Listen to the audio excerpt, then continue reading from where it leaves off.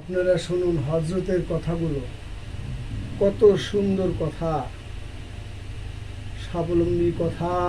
হযরতের কথাগুলো আপনারা মনোযোগ দিয়ে শুনবেন। এটাই হচ্ছে ধর্ম, এটাই হচ্ছে ইসলাম।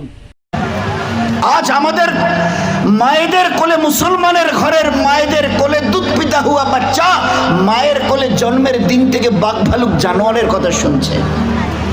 সাহাবাদের ঘরের মা বোনদের কোলে জন্মের দিন থেকে আল্লাহ রসুল ফেরেশতা কিয়ামতের কথা শুনে বড় হচ্ছে। কেন ফারাক হবে না?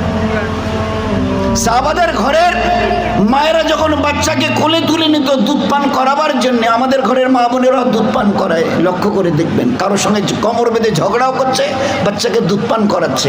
2, 3, 4 জন মেয়ে ছেলে এর ওর নামে গিবুদও করাচ্ছে আর বাচ্চাকে দুধও পান করাচ্ছে। খোদার কসম খেয়ে বলছি, ও উম্মতের মা বোনেরা, যে আমালের সঙ্গে আপনি আপনার বাচ্চাকে দুধ পান করাবেন, জেনে রেখে দিন আপনার সিনার এই দুধের সঙ্গে ওই আমালের তাসির ওই বাচ্চার ভিতরে গিয়ে দাখিল হবে।